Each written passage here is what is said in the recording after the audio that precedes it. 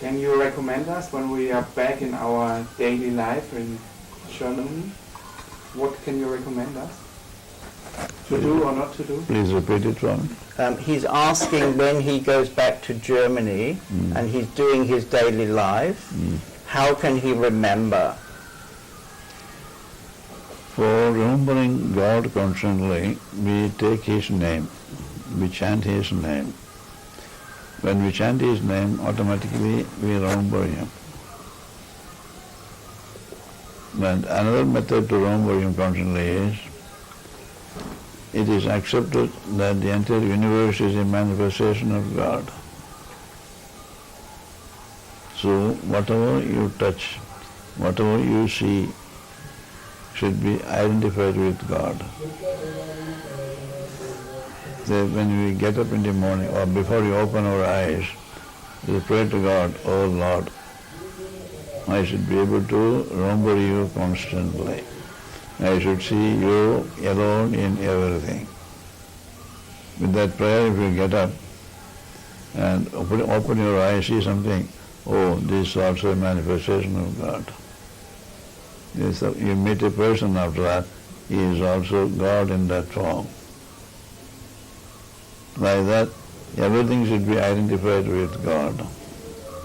It may be very difficult, but it is possible. You may miss this any number of times, but gradually you will be able to gain more and more success.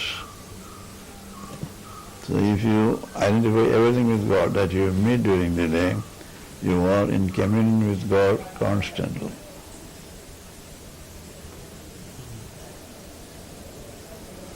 By chanting God's name, we are in communion with God. By thinking of God, we are in communion with Him. And when you are doing some work, identifying those objects with God, we are in communion with Him. So that way, constantly, you can be in communion with Him.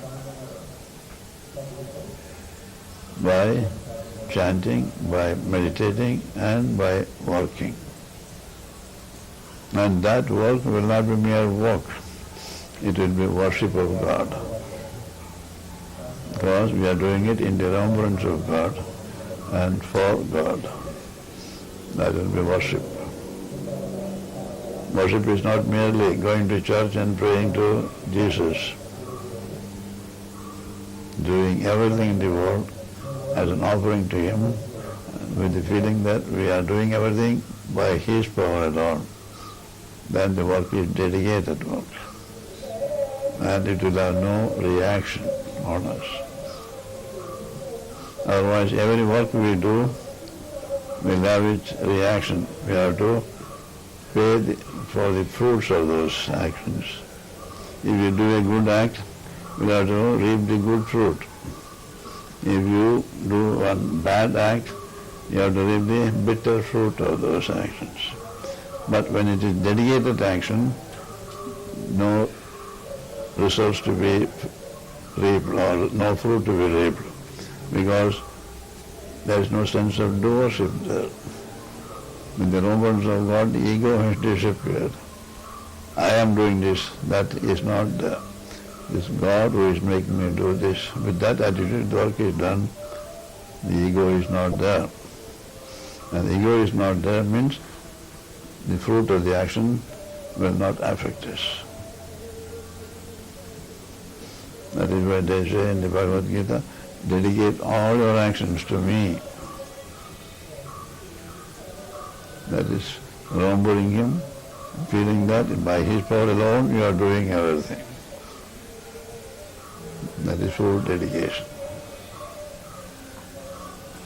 That is difficult to practice, but it is possible. Any man you meet, see, is mentally feel that is also manifestation of God. Or he is also God in this form. Bring that to your mind. Even thoughts can be identified with God. So suppose you are thinking of somebody now in Germany. Don't think of him as a personality, as an individual. Think of him as manifestation of God. He is also God in that form. So in thought, in action, you will be in tune with God always.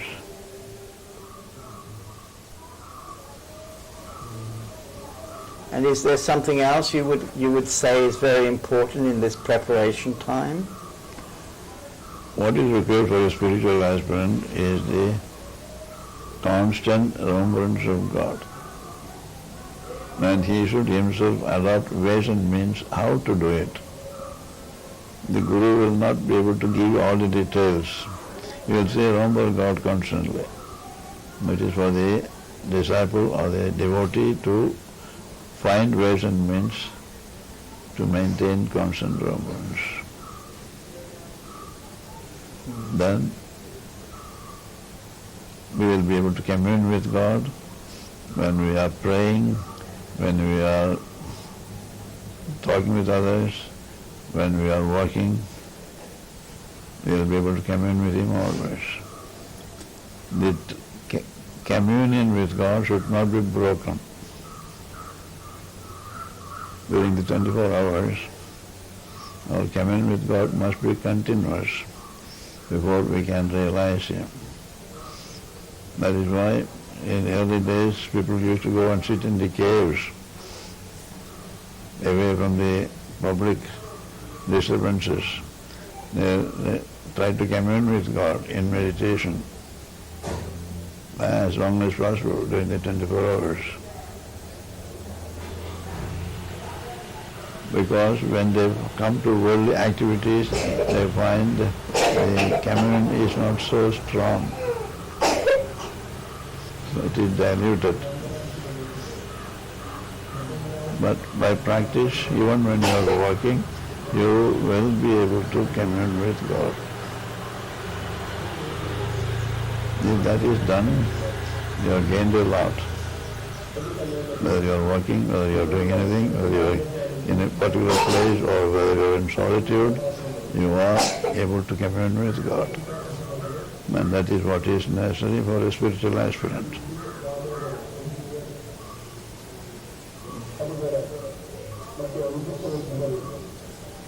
Does anybody else have a question?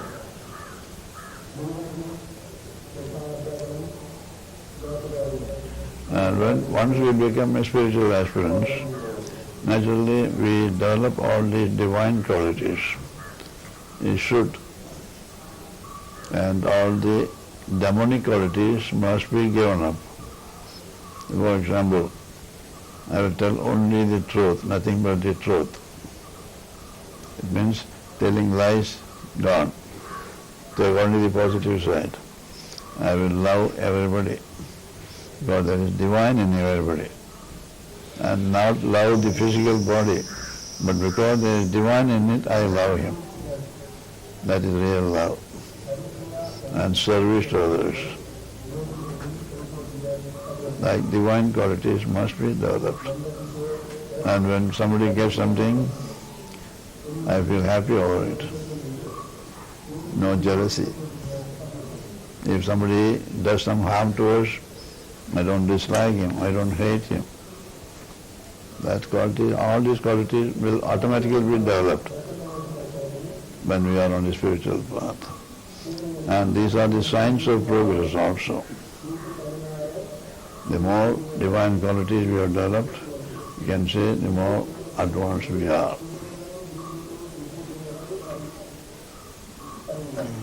One cannot say, I am a spiritual aspirant, I am doing spiritual practices. At the same time, I am engaged in black marketing, exploitation, and robbery. They don't go together. You must free yourself from all these evils, then develop the divine qualities. They are absolutely necessary for our spiritual progress. That's all we have to do. Think of him constantly and develop all the divine qualities. And he will do the rest for us. And for most ordinary people, how many years does this preparation take? There is no time limit for this. Time limit is not the intensity of our aspiration. Will make us do sadhana intensely and make the progress fast.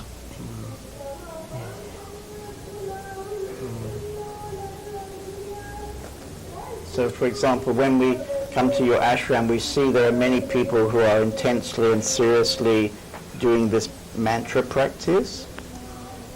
Does this produce a good result in terms of awakened people? Depends upon how intensely they are remembering God while doing these things.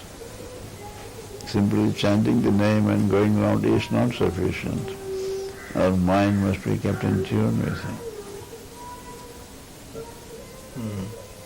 If mind is not there, the chanting has no value.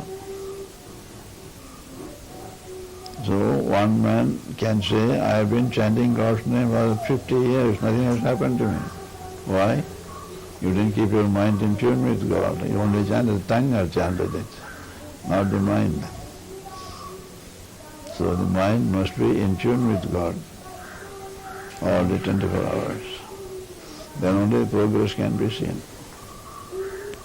Because I think some people look at, the many Buddhist monks, the many people, for example, chanting in your ashram, and the many people doing self-inquiry in Ramana Maharshi's ashram, and there are many other ashrams, and they don't see so many realized people.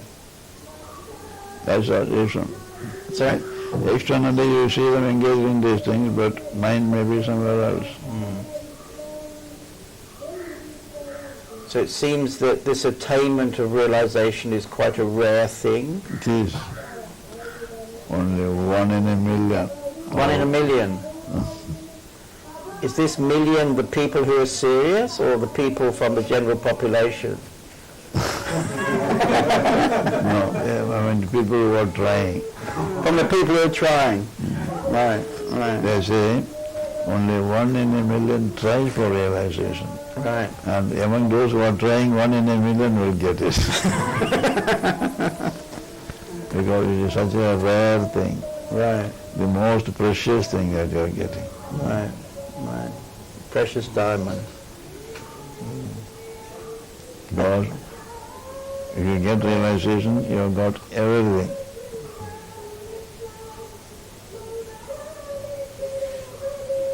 So when we are lucky, we attain a quiet and a pure mind in this life? She's asking that if we're lucky, we could expect to get a quiet and pure mind in this lifetime. Yes, you are lucky. And then enlightenment will come in the next lifetime. Naturally, we will be able to get better convenience in the next life. That is, God has promised that way. We will not lose what you have gained here. You must be able to continue with what you have got in this life. I see. So when you come back, you get a chit from this life that you can carry on. All the bank balances we have earned, we have to leave behind. Right. But the spiritual practices and the purification of mind that we have gained will be with us. And we have to start afresh in the next life with what we have already got before. Right.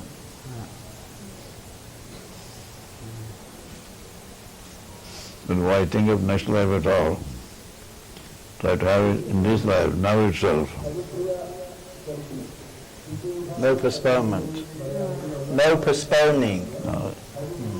No postponing.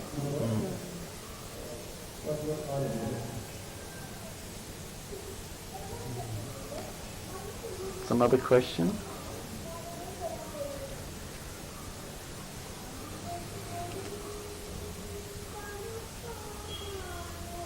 So, Om Shri Ram, Jai Ram, Jai Jai Ram. Om Shri Ram, Jai Ram, Jai Jai Ram. Thank you.